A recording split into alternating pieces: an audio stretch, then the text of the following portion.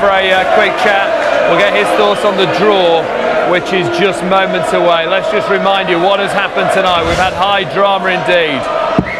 Kevin Painter, 9-3 victory over Dennis Priestley. Thanks for that performance. That's the best I've played in the tournament so far. Well, you're going to have to play well. Beat someone like Dennis Priestley, you're going to have to play well anyway, yeah. Now we know you're doing something a little bit different with your darts. Just explain what you've done and why you've done it. Well, I've got a longer stem in. The lads at Unicorn give me a longer stem to play with, and things are going okay with them. So just a little bit of change, you know. Sometimes change something, things happen. So things are going all right with them at the moment, yeah. You a worrier about the draw, or you just sit there and just take what comes? Well, you know, I mean, you got to be honest with it. No one wants to play Phil Taylor, do they? I'm in the last 8 now. Don't really care what happens with the other lads. Obviously, to avoid Phil would be nice, but if you play Phil, you play Phil. Jamie Caven put out Jelle Klaassen. He also did a job on Alex Roy. Roy heading out. Jamie, a very efficient, confident performance, averaged around about 90 and a comprehensive victory. Yeah, it was okay. It was okay. I started well. Alex did miss a few bits and bobs, but you know, we had a chat earlier on about, you know, you got to ride your luck when you can, and excellent. I'm really chuffed. Over the moon, really. Did you get the feeling out that you had him rattled by the way he's shaking his head and waving his arms at about? And that must give you confidence then. Yeah, I mean, to be fair, there's a lot of players do it, and the worst thing you can do is shake your head in front of a player. But you know, he's a lot better than that. Like, we were having this chat earlier when I played Jelle, but you know, it just didn't seem to fall, you know, for him, and didn't go in right. But I sort of took advantage when I could, and lo and behold, I'm through, and I'm over the moon. Absolutely over the moon. Could the Bull make a charge to another final? He's put out former Lakeside champion, Mark Webster. Certainly you've got quite a fan club in this corner of the Reebok Stadium, haven't you? Yeah, they're quite good. There was a few shouting out while Mark was throwing, but they were shouting out while I was throwing as well, so it's the same for both of us. Now, it must have been quite a frustrating game till you finally got it won, because you broke his throw 3 times and he came straight back at you, but finally the 4th break was decisive. That's right, yeah. I missed a couple of legs where I should have won, really. I missed 2 or 3 darts with a double in those legs. But he was scoring well. He kept me under pressure. That's the best he's ever played against me, to be honest. He played really well. Good luck tomorrow, Terry. We'll see you in the next round. Thank you very much. Some massive checkouts from Alan Tappan, a 161, a 170 against Wes Newton.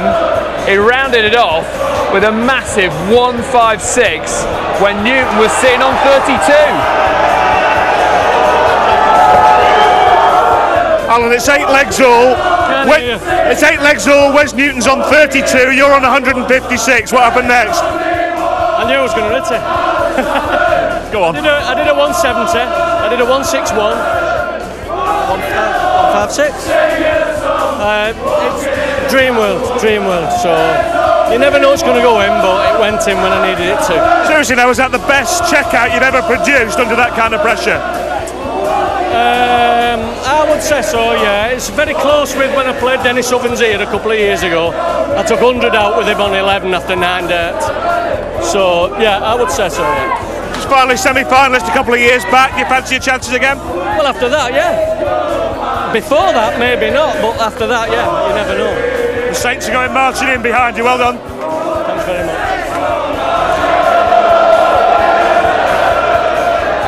The Saint goes marching on. Phil Taylor goes marching on as well. Congratulations, Phil, into the quarter-finals. Tell us about that one. It's a strange game because we were last on, so he'd been on his feet for like 12 hours, so it's a bit difficult this time of night for us, but we're okay, I'm through. How weird is it playing 2 matches today and then perhaps 3 matches tomorrow? It's the distance in between the games, sorry. I'm okay, I'll go back now, have a good rest, get ready for tomorrow. Tell me about Raymond van Barneveld going out. I mean, you were aware of all that going on. He didn't look himself, did he? No, I think the crowd got to him a little bit. I don't know what it is with Raymond just lately, but I think the crowd tonight, normally Raymond gets a lot of support. Tonight, they're all England, so I think it got on his nerves a bit.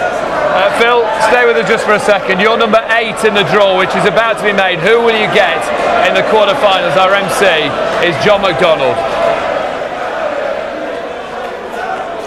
Thank you, ladies and gentlemen. The draw for the quarterfinal stages. of the Blue Square UK Open Darts Championship will now be conducted. Joining us is the tournament director, Mr. Tommy Cox, the voice of Sky Sports Darts, Mr. Sid Waddell, and the 5 times champion of the world, the one and only Eric Bristow.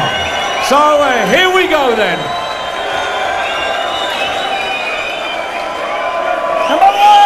Number one, Mark Lawrence.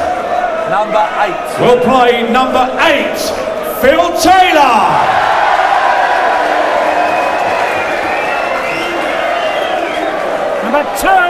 Number 2, Ronnie Baxter.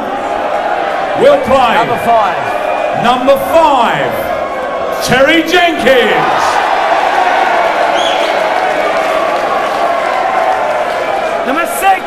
Number 6, Colin Osborne. Will play Number 3. Number 3, Jamie Cabot. Number 4, Kevin Painter. Number Will 7. play number 7, Alan Tabber. And ladies and gentlemen, that concludes the draw for the quarterfinals of the Blue Square UK Open Darts Championship. Thank you. Well, this is the quarter-final lineup then. Phil Taylor against Mark Lawrence, who was pretty much unknown until this tournament started. Ronnie Baxter against Terry Jenkins. Colin Osborne, Jamie Cave, and Osborne, of course, putting out Raymond van Barneveld. And Kevin Painter against Alan Tabben. Alan Tabben taking out some massive checkouts in that victory over Wes Newton. So Phil, Mark Lawrence, we didn't know much about him until the tournament began. 44-year-old Yorkshireman. You know him via Dennis Priestley, of course. No, we've known him for a few years now. Mark's been on the circuit for a few years now. Good player, getting there, isn't he? And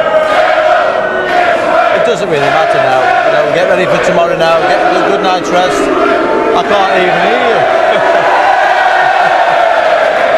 Sorry. What would it mean to you to progress and win this title? Once again, you haven't done it for a few years now. Yeah. It means a lot. Of course it does. It's good for your confidence. It's good for your career. It's good for everything, really. It's good for the bank. Just to get through to that stage, it's good enough for me. You know, I've been here every year so far, apart from the times I've won it, and I haven't got Barney this year, so I'm okay. Quite a few sort of lesser lights in the game through to the last 8. Does it add more pressure on you that there's not a Wade, a King, a Barney in there? No, not at all. No, not interested in him at all. No disrespect to him whatsoever, but you just got to beat the fella in front of you. Tomorrow it's Mark Lawrence, so just get ready for tomorrow now. Who are the danger men in there as far as you're concerned, Rod? I think Ronnie Baxter, I mean, he's been really solid this tournament and he's got the experience on the big stage, so he's probably one to be careful of. Alan Tabben today have taken out some great shots out, you know, so probably them two are going to be the 2 toughest. Kevin Painter has already played Phil on the big stage, you know, in one of the big finals in the World Championships a few years ago, but I mean, when you look at his average, the average yesterday was huge, today 104 average, and he probably hasn't even thought he's played well, so you look at the stats alone, people have really got to play out of their skin to get near him. Who left in there do you sort of think, yes, he can give me a proper game of darts? Ronnie Baxter on his day is a match for most people, even you. Yeah, Ronnie's brilliant when he's on the form. It doesn't really matter, as I keep saying, it's all about playing and beating the fella. Forget about the rest of them, just concentrate on the fella that you're playing. It doesn't matter about Ronnie Baxter. Ronnie Baxter can get beat, and I would never beat him, do you know what I mean? Or you can win, and I might draw him in the semi-final if I win. It's ifs and buts, do you know what I mean? So it's just a matter of concentrating on what I'm going to do tomorrow. Well, listen, we'll let you rest up. Massive day tomorrow for you. I can't hear a word to say. It's noisy. It's noisy. Congratulations, through to the quarter-final. Another man who's had a memorable day, Alan Tabben. Let's hear from him now. Alan, Kevin Painter next. How do you feel about that?